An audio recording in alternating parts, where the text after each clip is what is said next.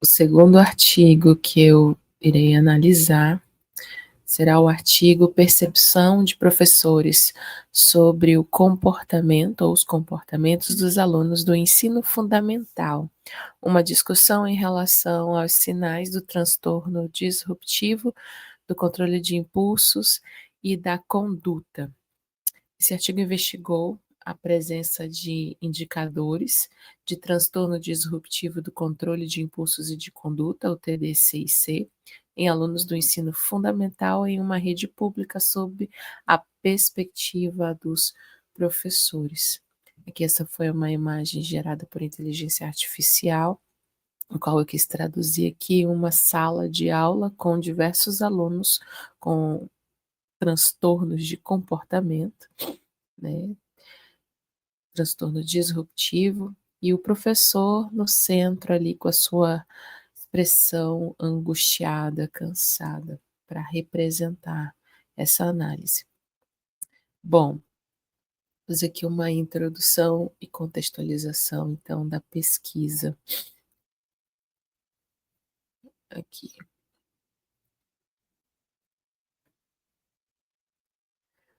Bom, a pesquisa se justifica pela relevância global do TD/CIC como um problema de saúde mental, com prevalência de aproximadamente 3,2% em crianças e adolescentes.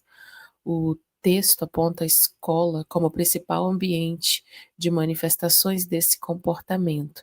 O artigo destaca que os professores, embora não sejam profissionais de saúde, têm um papel crucial na observação e no relato de indicadores como humor raivoso, impulsividade, desafios à autoridade, tendências vingativas e desafiantes, que podem estar associadas a outros transtornos psiquiátricos, como o transtorno opositor desafiador, conhecido como TOD, o transtorno de déficit de atenção e hiperatividade, conhecido como TDAH, o transtorno de conduta, conhecido como TC. O artigo ressalta ainda que 43% dos casos de TDCIC estão associados ao TDAH e 33% à ansiedade, depressão e obsessão. Vamos lá. Então, esse artigo, né, resumidamente, a tese central dele é a prevalência desses comportamentos desadaptativos no ensino fundamental e seu impacto na dinâmica escolar. O objetivo desse artigo foi identificar, então, quais são esses transtornos disruptivos de controle de impulso de conduta e a percepção dos professores. Vamos falar um pouco aqui da metodologia. O estudo de natureza descritiva, exploratória e qualitativa. Utilizou um questionário online para coletar as percepções de 14 professoras com mais de um ano de experiência em escolas urbanas de Patos de Minas Gerais. Bom, como resultados e condutas indisciplinadas, os resultados baseados nas respostas das professoras revelaram uma série de comportamentos problemáticos, como vocês veem em tela. Aí, o desrespeito e a desobediência. A maioria das professoras, né, 71,4% relatou que os alunos têm dificuldades em seguir regras e 78,6% observaram desobediência. Mais da metade, 57,1%, notou dificuldade em aceitar limites das figuras de autoridade. Com relação a comportamento agressivos e vingativos, houve uma observação de agressão física rara, mas 50% dos professores notaram que os alunos frequentemente destroem objetos, né. Condutas como mentir, 64,3%, engano, 78,6%, retaliação e vingança, 64,3%, e crueldade com colegas, 50% também foram relatados. Já as dificuldades interpessoais, os professores notaram que os alunos eles têm dificuldade em lidar com frustrações, 57,1%, e em compreender a consequência de suas ações, 78,6%. A discussão e a literatura acadêmica trabalhadas no artigo conecta o resultado com a literatura, argumentando que esses comportamentos desadaptativos podem ser estratégias para lidar com desconforto emocional. Olha só, né? Como se fosse uma armadura, uma casca, né? O texto se baseia em autores como Maluf 2010, Santos Herol 2021, Paulo e Santos 2015, para destacar a influência do contexto familiar e de práticas parentais agressivas, como potenciais potenciadores de risco, fatores de risco. Eu entendi aqui nessa parte aqui, no contexto de famílias que, de repente, famílias desestruturadas, né, que tenham, que apresentam esses contextos familiares de agressividade, então as crianças, os adolescentes, na verdade, estão repetindo esses padrões.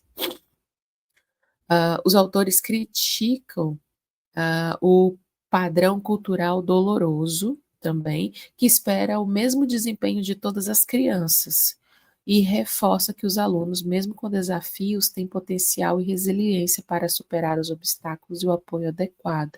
Então, aquela questão de você olhar para uma sala, né, meninos e meninas ali, cabeças diferentes, contextos familiares distintos, e os professores, a equipe pedagógica, né, e outras pessoas que trabalham na escola não podem esperar o mesmo padrão de comportamento de todos, porque as crianças vão reagir de formas diferentes. Então, há um padrão cultural doloroso nesse sentido, que é a tentativa de uniformizar, né?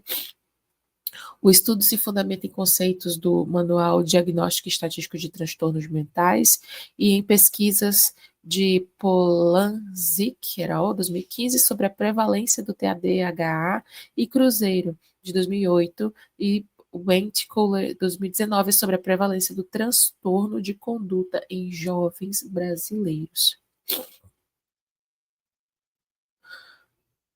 Então, como resultados, né, a pesquisa conclui que as percepções dos professores revelam que os indicadores preocupantes de TD, C e C que causam sofrimento psíquico nos educadores.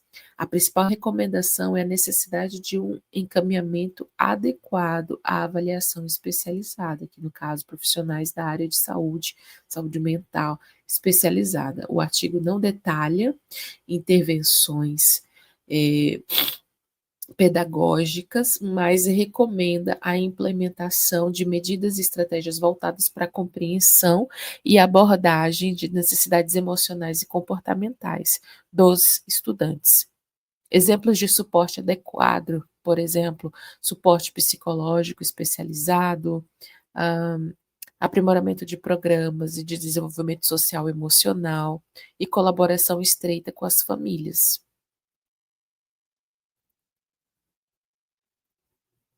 Aqui como resumo dos resultados, né, o impacto nos alunos que foi observado é a interferência no processo de ensino-aprendizado, ou seja, é muito prejudicial para o ensino e aprendizado esses transtornos de comportamento apresentados, né. O impacto nos professores gera angústia psicológica, daí a retratação da imagem no início da apresentação. E o fator familiar é o contexto familiar e práticas parentais agressivas como potenciadores de risco.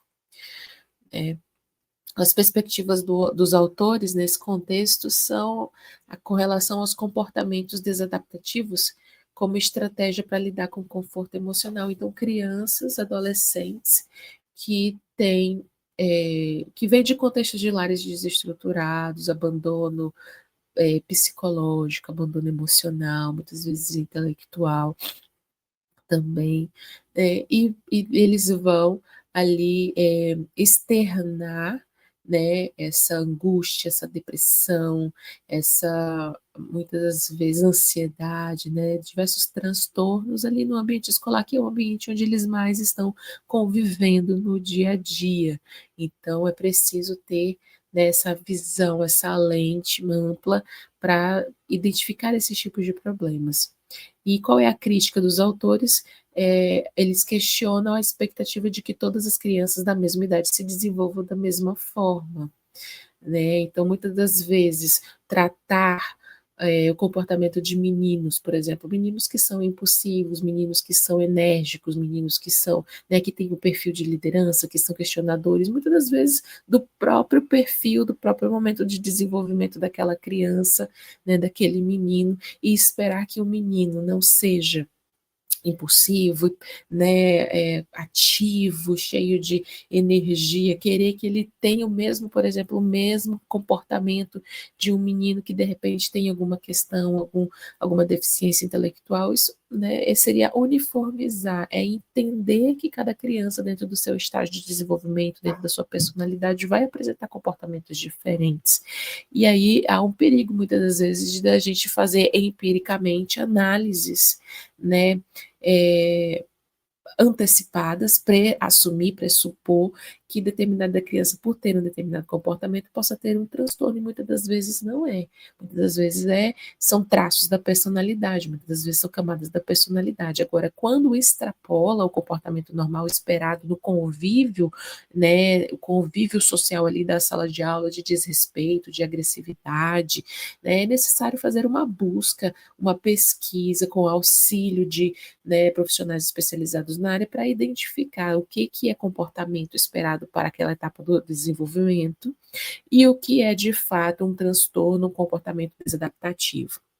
Então, essa é a crítica do artigo, né? A expectativa de que todas as crianças da mesma idade se desenvolvam da mesma forma. A base teórica que eles sustentam é a discussão pautada nos conceitos do DSM, vem em diversas pesquisas acadêmicas. Aqui a literatura acadêmica cita o artigo com a pesquisa de Anash Rezende sugere o uso de sala de recursos multifuncionais e ensino colaborativo para alunos com deficiência intelectual, que pode ser relacionado ao suporte pedagógico mais amplo, certo? E a implicação prática, avaliação e encaminhamento. O papel do professor na observação de comportamentos para o encaminhamento adequado, a avaliação especializada. Então, o professor é o primeiro profissional que está ali no front, né, da sala de aula, e é o primeiro a identificar nas falas, nas reações, nos comportamentos.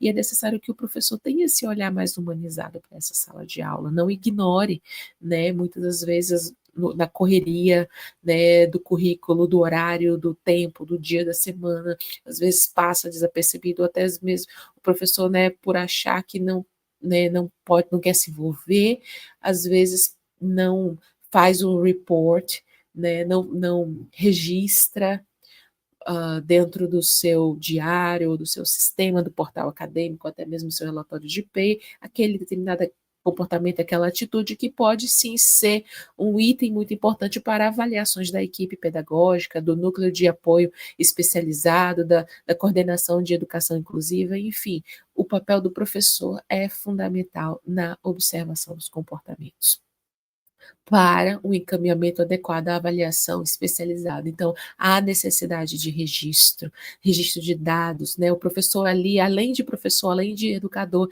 ele é o pesquisador também, né? Tendo-se a concepção de professor pesquisador, né? O professor reflexivo da sua prática pedagógica, utilizando ali a observação, a interação professor-aluno também como fonte de dados, né, não apenas para o seu ensino-aprendizado, do seu conteúdo, do seu currículo, mas também como fonte de dados para pesquisa, para avaliação do desempenho, da performance, da conduta daquela sala de aula e daqueles seres humaninhos, né, que estão ali para serem tratados com todo amor e carinho e também com todo profissionalismo.